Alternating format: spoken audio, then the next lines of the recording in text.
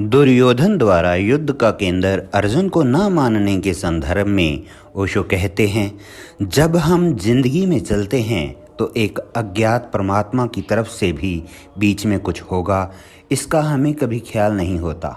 हम जो भी हिसाब लगाते हैं वह दृश्य का होता है, अदृश्य भी बीच में उतर आएगा, इसका हमें कोई ख्याल नहीं होता। कृष्ण के रूप में अदृश्य बीच में उतर आया और सारी कथा बदल गई।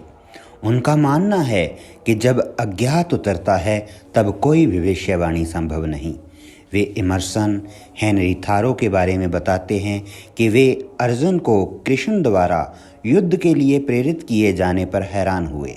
गांधी की पीड़ा भी यही थी। ओशो इस पर कहते हैं, जिंदगी किन्हीं सिद्धांतों के हिसाब से नहीं चलती, जिंदगी बहुत अनूठी है। जिंदगी रेल की पटरियों पर दौड़ती नहीं, गंगा की धारा की तरह बहती है। उसके रास्ते पहले से तय नहीं हैं और जब परमात्मा बीच में आता है तो सब डिस्टर्ब कर देता है। जो भी तैयार था, जो भी आदमी ने निर्मित किया था, जो आदमी की बुद्धि सोचती थी, सब उल्टफेर हो जाता है। वे दुर्योधन के वक्तव्य को प्रारंभ में दिया वक्तव्य बताते हुए कहते हैं कि हम सब जिंदगी के प्रारंभ में जो वक्तव्य देते हैं वे ऐसे ही होते हैं, फिर हमें अंत में कहना पड़ता है कि वैसा नहीं हुआ जैसा हमने सोचा था। हम अंत को पहले नहीं देखते। और ओशो कहते हैं, हम अंत को पहले ध्यान में लें तो जिंदगी की कथा बिल्कुल और हो सकती है। असत्य पर सत्य की जीत के संदर्भ में वे कहते हैं, असत्य प्रारंभ में जीतता हुआ मालूम पड़ता है, अंत में हार जाता है। सत्य प्रारंभ में हारता हुआ मालूम पड़ता है, अंत में जीत जाता है। लेकिन प्रारंभ से अंत को देख पाना कहाँ संभव है। जो देख पाता है वह धार्मिक हो जाता है, जो नहीं देख पाता है वह दुर्योधन की तरह अंधे युद्ध में उतरता चला जाता है। ओशो नदी में बह रहे दो तिनकों की कहानी कहते हैं कि एक तिनका धार से लड़ रहा है और दूसरा धार के साथ बह रहा है। वे सार्थर के कथन humanity is condemned to be free के संदर्भ में कहते हैं, आदमी अपनी स्वतंत्रता के दो उपयोग कर सकता है। अपनी स्वतंत्रता को वह ब्रह्म की इच्छा से संघर्ष बना सकता है और तब उसका जीवन दुख, पीड़ा, एंग्विश, संताप का जीवन होगा और अंततः पराजय फल होगी। और कोई व्यक्ति अपनी स्वतंत्रता को ब्रह्म के प्रति समर्पण बना सकता है, तब जीवन आनंद का, विलास का, नृत्य का, गीत का जीवन होगा और अंत में विजय के अतिरिक्त और कोई उपाय नहीं है। वह जो तिनका सोच रहा है कि नदी का साथ दे रहा हूँ, वह विजयी ही होने वाला है, उसकी हार का कोई उपाय नहीं है। और जो नदी को रोक रहा है वह हारने ही वाला है, उसकी जीत का कोई उपाय नहीं है। व्यक्ति कैसे जान पाए कि अज्ञात की इच्छा क्या है? प्रश्न के उत्तर में वे कहते हैं, ब्रह्म की इच्छा को नहीं जाना जा सकता है, लेकिन ब्रह्म के साथ एक हुआ जा सकता है और तब अपनी इच्छा खो जाती है, उसकी इच्छा ही शेष रह जाती है। उनका मानना है कि वैज्ञानिक की खोज के पीछे भी अज्ञात का हाथ है। इसे स्पष्ट करने के लिए वे मैडम क्यूरी का उदाहरण देते हैं। वे एक ऐसे सवाल को जिसे वे बहुत दिन से हल नहीं कर पाई थी, सुबह उसे हल हुआ पाती हैं। यह मैडम क्यूरी ने ही किया, लेकिन नींद में उठकर।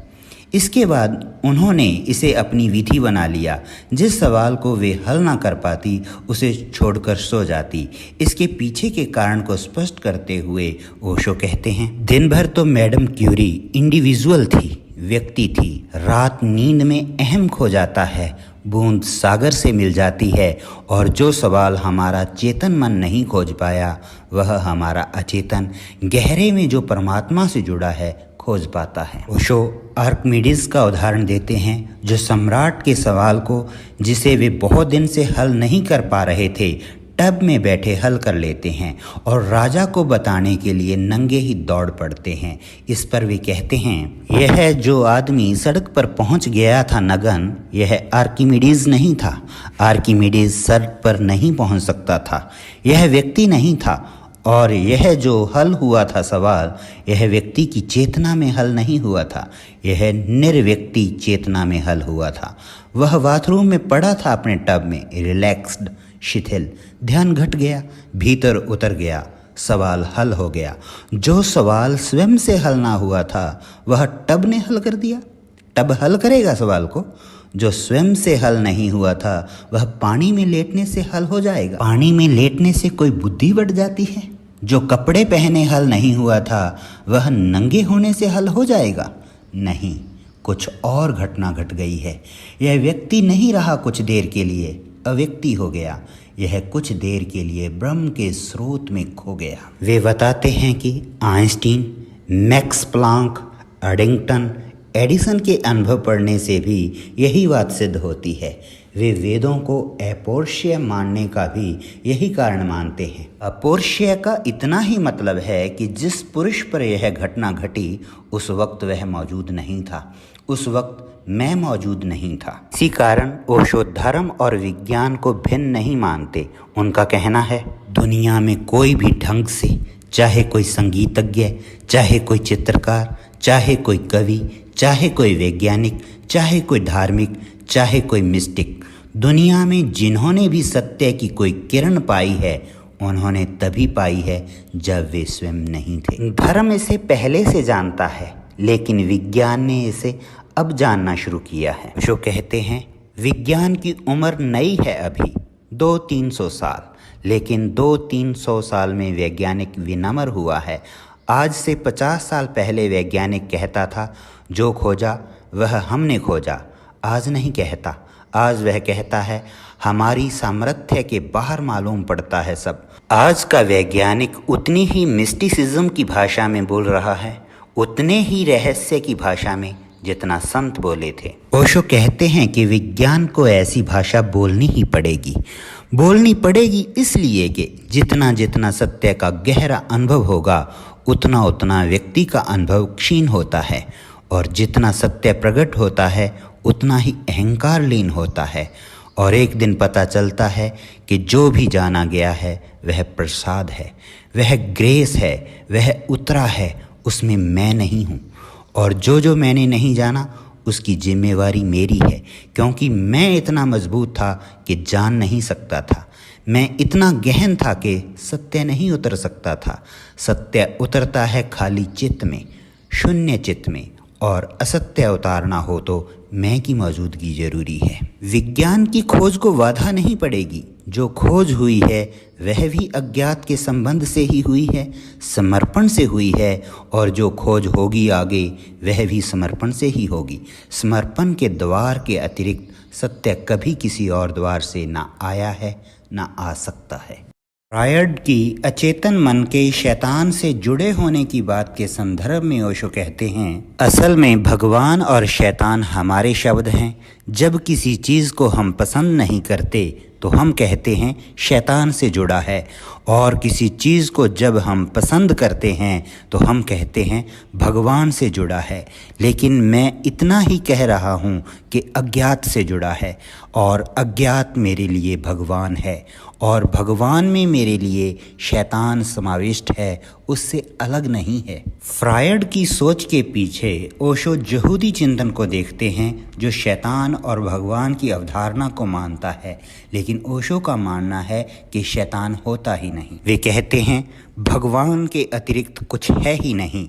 जिसे हम शैतान कहते हैं वह सिर्फ हमारी अस्वीकृति है, जिसे हम बुरा कहते हैं वह सिर्फ हमारी अस्वीकृति है, और अगर हम बुरे में भी गहरे देख पाएं तो फौरन हम पाएंगे कि बुरे में भला छिपा होता है। दुख में भी गहरे देख पाएं तो पाएंगे कि सुख छिपा होता है। अभिशाप में भी गहरे देख पाएं तो पाएंगे कि वरदान छिपा होता है।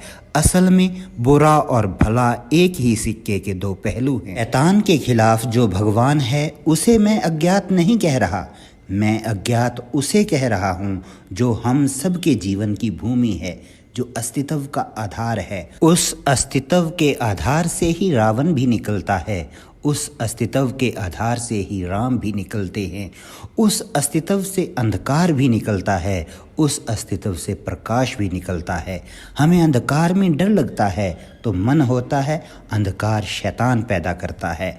हमें रोशनी अच्छी लगती है तो मन होता है कि भगवान पैदा करता होगा। लेकिन अंधकार में कुछ भी बुरा नहीं है, रोशनी में कुछ भी भला नहीं है, और जो अस्तित्व को प्रेम करता है वह अंधकार में भी परमात्मा को पाएगा और प्रकाश में भी परमात्मा को पाएगा। उनका मानना है कि इस जीवन में जो भी महत्वपूर्ण घटित होता है वह अंधेरे और रोशनी दोनों के सहयोग से घटित होता है। गीता में जब भीष्म शंखनाद करते हैं तो उसका उत्तर श्री कृष्ण देते हैं।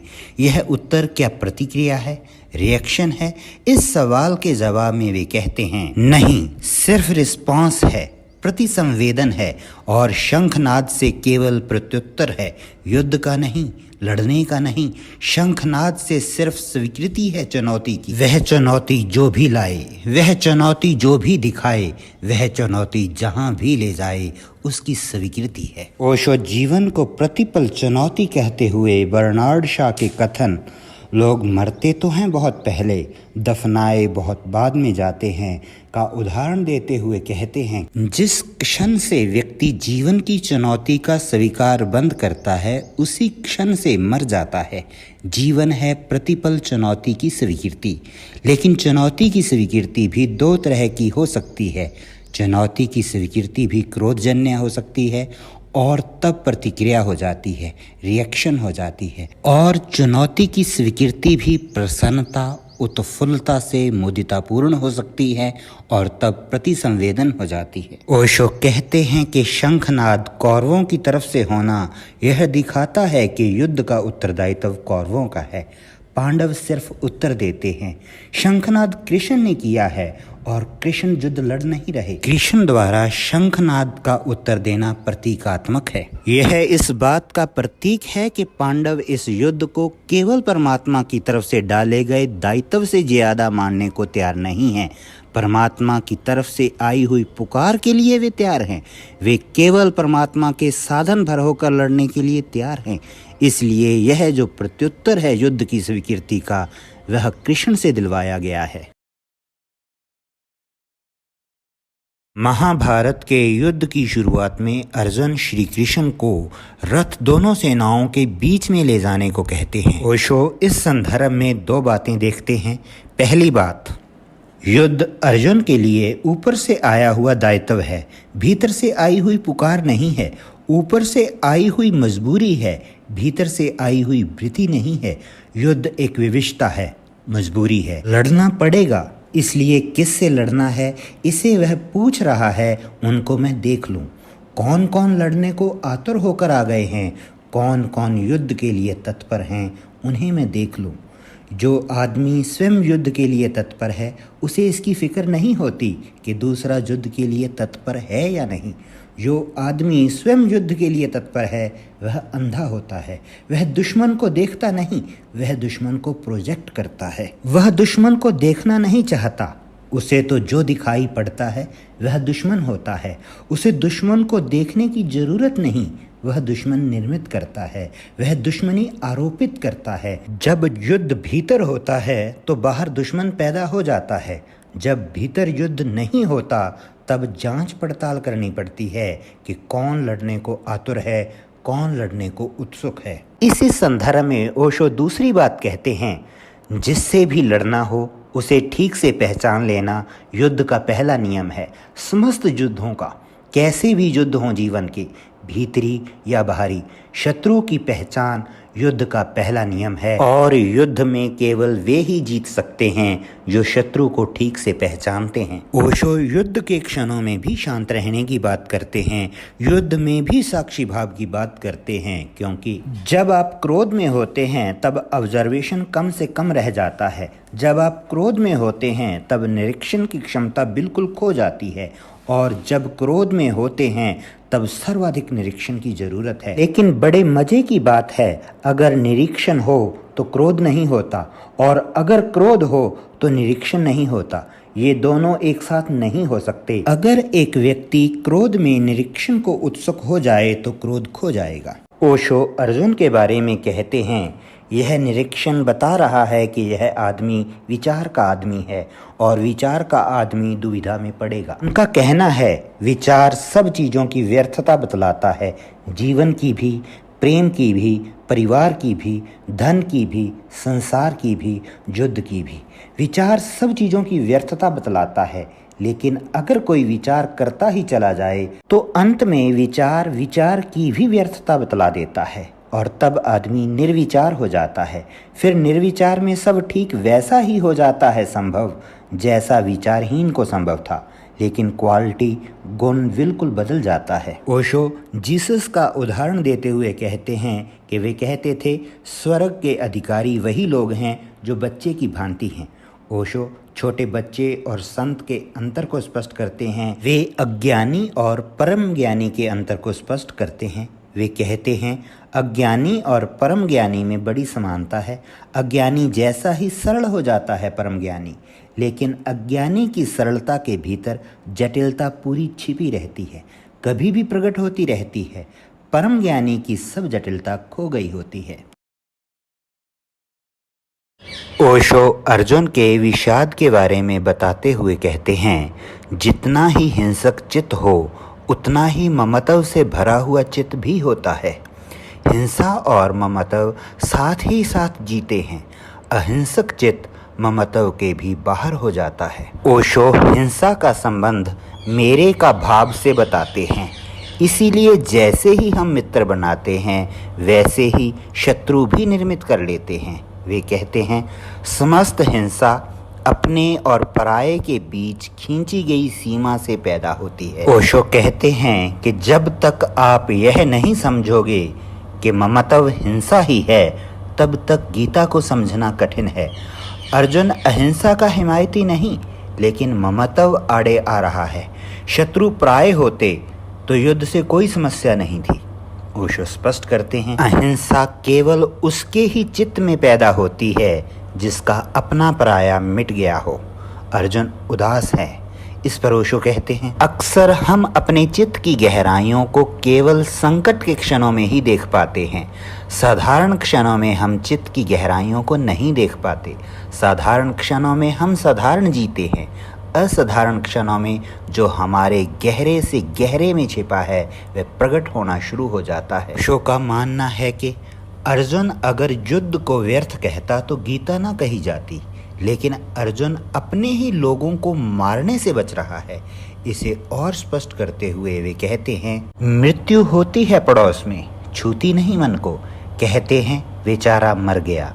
घर में होती है तब इतना कहकर नहीं निपट पाते, तब छूती है, क्योंकि जब घर में होती है अपना कोई मरता है तो हम भी मरते हैं।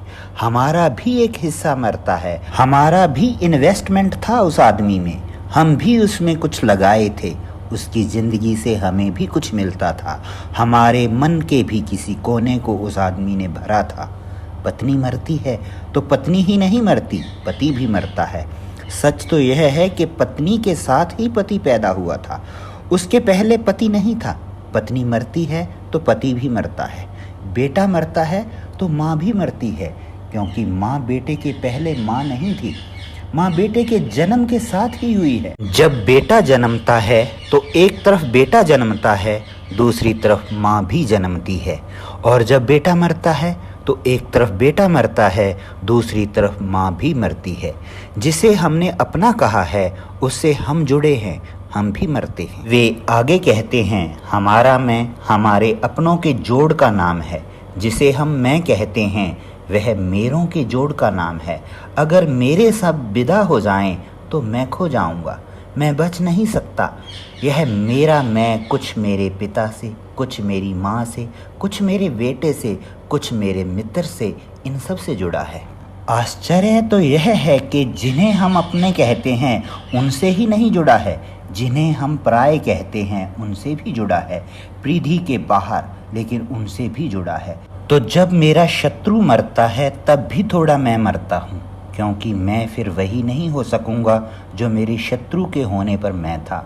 शत्रु भी मेरी जिंदगी को कुछ देता था। मेरा शत्रु था, होगा शत्रु, पर मेरा शत्रु था। उससे भी मेरे मैं का संबंध था। उसके बिना मैं फिर अधूरा और खाली हो जाऊंगा। अर्जुन का अपनों को मारना आत्महत्या की तरह लग रहा है।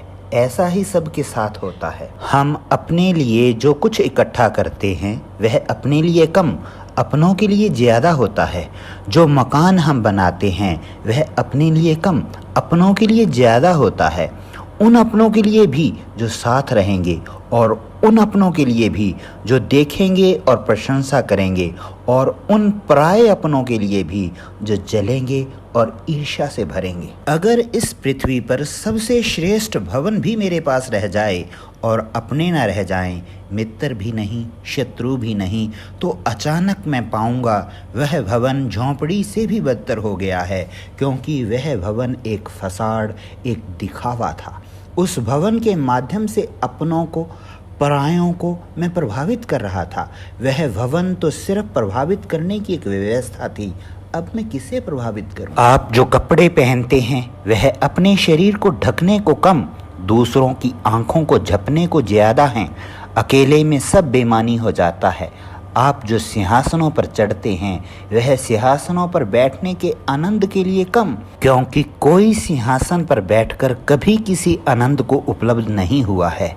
पर अपनों और परायों में जो हम सिंहासन पर चढ़कर जो करिश्मा जो चमत्कार पैदा कर पाते हैं उसके लिए ज़्यादा है। सिंहासन पर बैठे आप रह जाएं और नीचे से लोग खो जाएं, अचानक आप पाएंगे सिंहासन पर बैठे होना हास्यास्पद हो गया। उतर आएंगे, फिर शायद दोबारा नहीं चढ़ेंगे।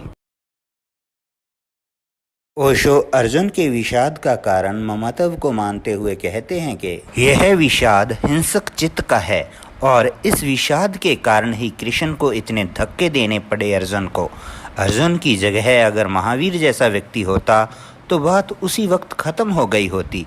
यह बात आगे नहीं चल सकती थी। अगर महावीर जैसा व्यक्ति होता तो शायद यह बात उठ भी नहीं सकती थी। शायद महावीर जैसा व्यक्ति होता तो कृष्ण एक शब्द भी उस व्यक्ति से ना बोले होते। बोलने का कोई अर्थ ना था, बात समाप्त हो ही गई होती। इसी कारण ओशो गीता का श्रेय कृष्ण को ना देकर अर्जुन को देते हैं। यह गीता कृष्ण ने कही कम, अर्जुन ने कहलवाई ज़्यादा है। इसका असली ऑथर लेखक कृष्ण नहीं है, इसका असली लेखक अर्जुन है। अर्जुन की यह चित्त दशा आधार बनी है और कृष्ण को साफ दिखाई पड़ रहा है कि एक हिंसक अपनी हिंसा के पूरे दर्शन को उपलब्ध हो गया है और अब हिंसा से भागने की जो बातें कर रहा है उनका कारण भी हिंसक चित्त है। अर्जुन की दुविधा अहिंसक की हिंसा से भागने की दुविधा नहीं है, अर्जुन की दुविधा हिंसक की हिंसा से ही भागने की दुविधा है। शो ममत्व को गहरी हिंसा मानते हुए कहते हैं, जब मैं किसी को कहता हूँ मेरा तो पजेशन शुरू हो गया, मालकियत शुरू हो गई। मालकियत हिंसा का एक रूप है। वे आगे कहते हैं, जहाँ जहाँ मेरे का संबंध है वहाँ वहाँ प्रेम फलित नहीं होता, सिर्फ कलह ही फलित होती है। इसलिए दुनिया में जब तक पति पत्नी मेरे का दावा करेंगे, बाप बेटे मेरे का दावा करेंगे, तब तक दुनिया में बाप बेटे पति पत्नी के बीच कलह ही चल सकती है, मैत्री नहीं हो सकती। मेरे का दावा मैत्री का विनाश है। मेरे का दावा चीज़ों को उल्टा ही कर देता है, सब हिंसा हो जाती है। ओशो पति पत्नी का एक प्रसंग सुनाते हैं कि पत्नी पति के लिए पत्थर के शुरू में प्राणों से प्यारे की बजाय चरणों के दास लिख देती है और अंत में चरणों की दासी की जगह प्राणों की प्यासी। उनका मानना है जो पत्नियां ऐसा नहीं लिखती उनकी स्थिति भी ऐसी ही है, क्योंकि जहां आग्रह है मालकियत का वहां हम सिर्फ घृणा ही पैदा करते हैं और जहां घृणा है वहां हिंसा आएगी। इसलिए हमारे सब संबंध हिंसा के संबंध हो गए हैं। हमारा परिवार हिंसा का संबंध होकर रह गया है। ओशो का मानना है कि यदि अर्जुन अहिंसक होता तो कृष्ण उन्हें आशीर्वाद देते, लेकिन कृष्ण देख रहे हैं कि हिंसक वह पूरा है, मैं और ममत्व की बात कर रहा है, इसलिए अहिंसा झूठी है। जो मैं की बात कर रहा हो और अहिंसा की बात कर रहा हो तो जानना कि अहिंसा झूठी है, क्योंकि मैं के आधार पर अहिंसा का फूल खिलता ही नहीं, मेरे के आधार पर अहिंसा के जीवन का कोई विकास ही नहीं होता। युद्ध के लिए आए हुए सभी लोगों के चित्त हिंसा और ममत्व से भरे हुए थे, तो विषाद सिर्फ अर्जुन को क्यों हुआ? इस प्रश्न के उत्तर में ओशो कहते हैं, हिंसा भी अंधी हो सकती है, विचारहीन हो सकती है। ममत्व भी अंधा हो सकता है, विचारहीन हो सकता है। हिंसा भी आंख वाली हो सकती है, विचारपूर्ण हो सकती है।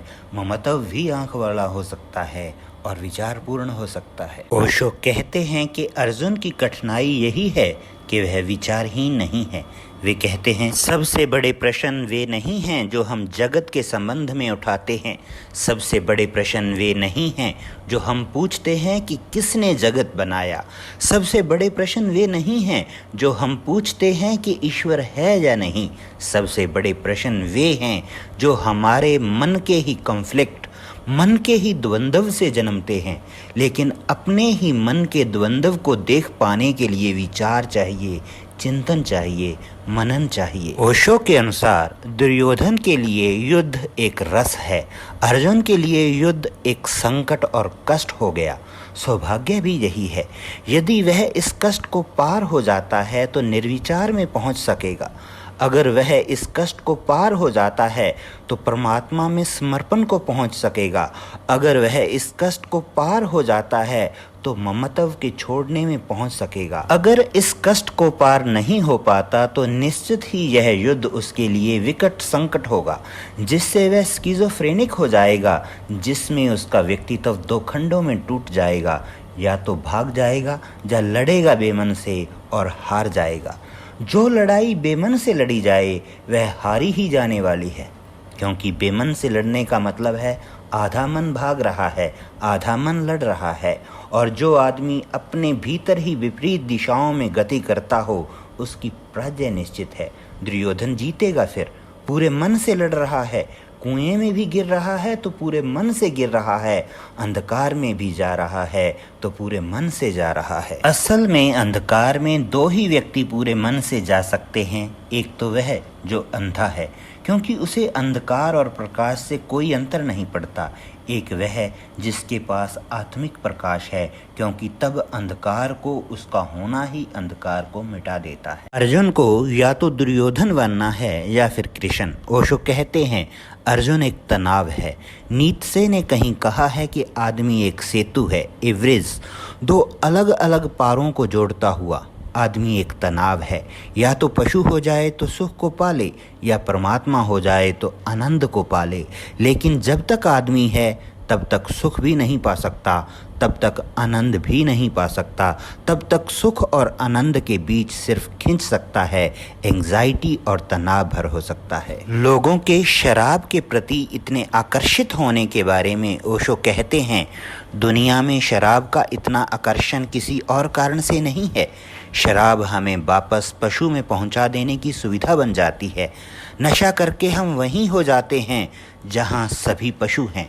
फिर हम पशु जैसे निश्चिंत हैं, क्योंकि पशु कोई चिंता नहीं करता। कोई पशु पागल नहीं होता, सिर्फ सर्कस के पशु पागल होते हैं, क्योंकि सर्कस का पशु करीब करीब आदमी की हालत में आ जाता है। आदमी करीब करीब सर्कस के पशु की हालत में है। कोई पशु पागल नहीं होता और किसी पशु के लिए विक्षिप्तता, चिंता, अनिद्रा, इंसोमेनिया ऐसी बीमारियां नहीं आती। कोई पशु आत्मघात नहीं करता, सुसाइड नहीं करता, क्योंकि आत्मघात के लिए बहुत चिंता इकट्ठी हो जानी जरूरी है। ओशो कहते हैं बड़े मजे की बात है कि कोई पशु बोर्डम अनुभव नहीं करता, वह कभी ऊबता नहीं है। एक भैंस है, वह रोज वही घास चर रही है, चरती रहेगी, वह कभी नहीं ऊबती। ऊबने का कोई सवाल नहीं है। ऊबने के लिए विचार चाहिए, बोर्डम के लिए, ऊब के लिए विचार चाहिए। इसलिए मनुष्यों में जो जितना ज़्यादा विचारशील है उतना ऊबेगा। मनुष्यों में जो जितना ज़्यादा विचारशील है उतना चिंता से भर जाएगा। मनुष्यों में जो जितना ज़्यादा विचारशील है वह पागल हो सकता है। मनुष्यों में जो जितना ज़्यादा विचारशील है वह विक्षिप्त हो सकता है। लेकिन ओशो इसे एक पहलू मानते हुए इसका दूसरा पहलू भी बताते हैं कि जो विक्षिप्त होने की स्थिति को पार कर जाए वह विमुक्त भी हो सकता है। तो एक बार फिर स्पष्ट करते हैं कि इस युद्ध में 3 प्रतीक हैं। अर्जुन मनुष्य का प्रतीक है, दुर्योधन पशु का प्रतीक है और कृष्ण परमात्मा का प्रतीक है। वे अकबर द्वारा फतेहपुर सीकरी के पुल पर लिखवाई गई इबारत का उदाहरण देते हैं, सेतु पार करने को है, सेतु निवास के लिए नहीं है। ओशो कहते हैं, जो भी आदमी सेतु पर निवास बनाएगा वह मुश्किल में पड़ेगा। कहीं भी लौट जाएं, पशु हो जाएं कि परमात्मा हो जाएं, आदमी नियति नहीं है। आदमी होना संकट है, क्राइसिस है। आदमी अंत नहीं है। आदमी अगर ठीक से हम समझें तो ना तो पशु है और ना परमात्मा है। ना तो वह पशु हो पाता है क्योंकि पशु को पार कर चुका है, और न वह परमात्मा हो पाता है क्योंकि परमात्मा को पहुंचना है। मनुष्य सिर्फ परमात्मा और पशु के बीच डोलता हुआ अस्तित्व है। हम 24 घंटे में कई बार दोनों कोनों पर पहुंच जाते हैं।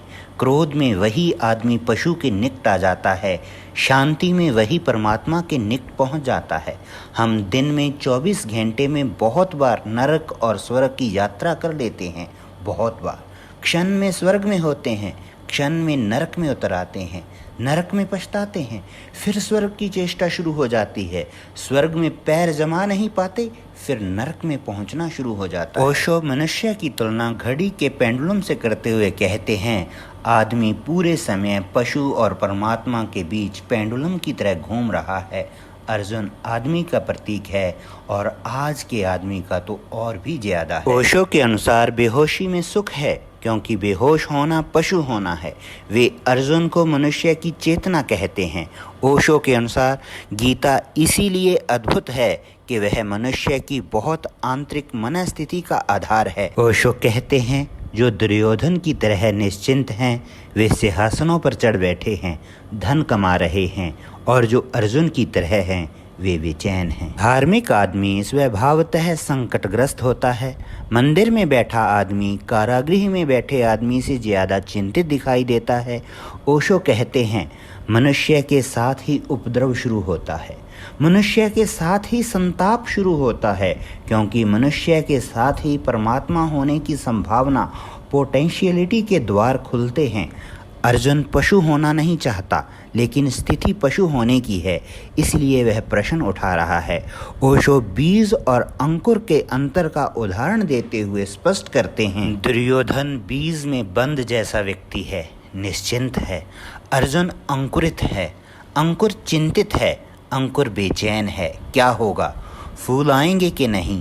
बीज होना छोड़ दिया, अब फूल आएंगे कि नहीं? फूल के लिए, बढ़ने के लिए आतुर है।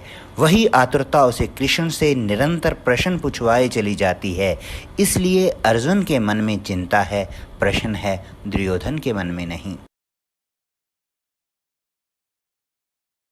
द्वंद्व की दशा को विकासोन्मुख किस तरह बनाएं? इस प्रश्न का उत्तर देते हुए ओशो कहते हैं, द्वंद्व मनुष्य का स्वभाव है, मनुष्य का, आत्मा का नहीं, शरीर का नहीं। मनुष्य का द्वंद्व स्वभाव है। द्वंद्व को अगर जल्दबाजी से हल करने की कोशिश की तो पशु की तरफ वापस लौट जाना रास्ता है, शीघ्रता की तो पीछे लौट जाएंगे। वह परिचित रास्ता है, वहां वापस जाया जा सकता है। द्वंद्व से गुजरना ही तपश्चर्या है, धैर्य से द्वंद्व को झेलना ही तपश्चर्या है, और द्वंद्व को झेलकर ही व्यक्ति द्वंद्व के पार होता है। इसलिए कोई जल्दी से निश्चय कर ले सिर्फ द्वंद्व को मिटाने के लिए, तो उसका निश्चय काम का नहीं है, वह नीचे गिर जाएगा। वे आस्तिकता और नास्तिकता के बारे में कहते हैं, जिसने नास्तिकता नहीं जानी उसकी आस्तिकता अर्थ नहीं रखती, जिसने संदेह नहीं किया उसकी श्रद्धा दो कौड़ी की है।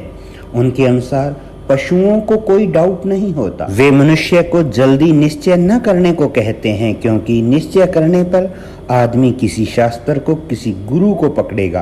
वे निश्चय न करने के लिए इसलिए भी कहते हैं क्योंकि जो आदमी द्वंद्व में है उसका निश्चय भी द्वंद्व से भरा होगा। जो द्वंद्व में हैं तो निश्चय करेंगे कैसे? द्वंद्व से भरा आदमी निश्चय नहीं कर सकता, करना भी नहीं चाहिए। द्वंद्व को जिएं, द्वंद्व में तपें, द्वंद्व में मरें और खपें, द्वंद्व को भोगें। द्वंद्व की आग से भागे मत, क्योंकि जो आग दिखाई पड़ रही है उसी में कचरा जलेगा और सोना बचेगा। द्वंद्व से गुजरें, द्वंद्व की नियति समझें। वह मनुष्य की डेस्टिनी है, वह उसका भाग्य है, उससे गुजरना ही होगा। वे आगे कहते हैं, द्वंद्व से गुजरें तो निश्चय आएगा, द्वंद्व से गुजरें तो श्रद्धा आएगी, लानी नहीं पड़ेगी। लाई गई श्रद्धा का कोई भी मूल्य नहीं है, क्योंकि जो श्रद्धा लानी पड़ी है उसका मतलब ही है कि अभी आने के योग्य मन न बना था, जल्दी ले आए। जो श्रद्धा बनानी पड़ी है उसका अर्थ ही है कि पीछे द्वंद्वग्रस्त मन है, वह भीतर जिंदा रहेगा। ऊपर से परत श्रद्धा की हो जाएगी, वह ऊपर ऊपर काम देगी, समय पर काम नहीं देगी। वे मरणासन व्यक्ति का उदाहरण देते हुए कहते हैं कि उसके लिए गीता में आत्मा के अमर होने की बात का कोई अर्थ नहीं, इसलिए मानना महत्वपूर्ण नहीं। कृष्ण अर्जुन के द्वंद्व को खींचते हैं, उसे अपनी बात मनवाते नहीं। ओशो के अनुसार इतनी लंबी गीता अर्जुन के द्वंद्व के प्रति बड़ा सम्मान है, और मजा है कि अर्जुन बार बार वही पूछता है और कृष्ण है कि यह नहीं कहते कि यह तो तू पूछ चुका, फिर वही पूछता है, फिर वही पूछता है। सारे के सारे पूरे के पूरे प्रश्न अर्जुन के अलग अलग नहीं हैं, सिर्फ शब्दावली अलग है। बात वह वही पूछ रहा है, उसका द्वंद्व बार बार लौट आ रहा है। कृष्ण उससे यह नहीं कहते कि चुप अश्रद्धा करता है, चुप अविश्वास करता है। अर्जुन पूछता है वही वही दोहरा दोहरा कर, उसका द्वंद्व ही बार बार नए नए रूप लेकर खड़ा हो जाता है। कृष्ण उसे विश्वास दिलाने को उत्सुक नहीं है, कृष्ण उसे श्रद्धा तक पहुंचाने को जरूर उत्सुक हैं। और विश्वास और श्रद्धा में बड़ा फर्क है। विश्वास वह है जो हम संदेह को हल किए बिना ऊपर से आरोपित कर लेते हैं, श्रद्धा वह है जो संदेह के गिर जाने से फलित होती है। श्रद्धा संदेह की ही यात्रा से मिली मंजिल है, विश्वास संदेह के भय से पकड़ लिए गए अंधे आधार हैं। ओशो द्वंद्व को मनुष्य के लिए अनिवार्य मानते हुए कहते हैं कि इससे भागे नहीं, इसे जिए। वे द्वंद्व में उतरने का परिणाम भी बताते हैं। जैसे ही कोई व्यक्ति अपने चित्त के द्वंद्व में पूरी तरह उतरने को राजी हो जाता है, वैसे ही उस व्यक्ति के भीतर एक तीसरा बिंदु भी पैदा हो जाता है। दो के अलावा तीसरी ताकत भी पैदा हो जाती है। जैसे ही कोई व्यक्ति अपने द्वंद्व को जीने के लिए राजी होता है, वैसे ही उसके भीतर दो नहीं तीन शुरू हो जाते हैं।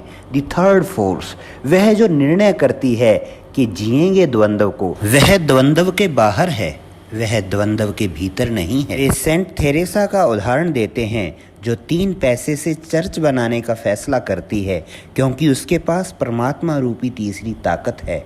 ओशो के अनुसार आंतरिक द्वंद्व इसीलिए है कि एक तीसरा भी है जो देख रहा है, जो कह रहा है कि मन में बड़ा द्वंद्व है। मन कभी यह कहता है, मन कभी वह कहता है, लेकिन जो मन के द्वंद्व के संबंध में कह रहा है, यह कौन है? द्वंद्व में उतरें और इस तीसरे को पहचानते जाएं। जैसे जैसे द्वंद्व में उतरेंगे, यह तीसरा साक्षी, यह विटनेस दिखाई पड़ना शुरू हो जाएगा, और जिस दिन यह तीसरा दिखाई पड़ा, उसी दिन से द्वंद्व विदा होने शुरू हो जाएंगे। तीसरा नहीं दिखाई पड़ता, इसलिए द्वंद्व है। तीसरा दिखाई पड़ता है तो जोड़ शुरू हो जाता है। पर द्वंद्व से भागे मत, द्वंद्व की प्रक्रिया अनिवार्य है। उससे ही गुजरकर वह जो द्वंद्व के पार है, ट्रांसेंडेंटल है, उसे पाया जाता है। पूरी गीता उस तीसरे बिंदु पर ही खींचने की कोशिश है अर्जुन को। पूरे समय अर्जुन को खींचने की चेष्टा कृष्ण की यही है कि वह तीसरे को पहचान ले, वह तीसरे को पहचान ले। तीसरे की पहचान के लिए सारा श्रम है। वह तीसरा सबके भीतर है और सबके बाहर भी है, लेकिन जब तक भीतर ना दिखाई पड़े तब तक बाहर दिखाई नहीं पड़ सकता है। भीतर दिखाई पड़े तो बाहर वही दिखाई पड़ने लगता है।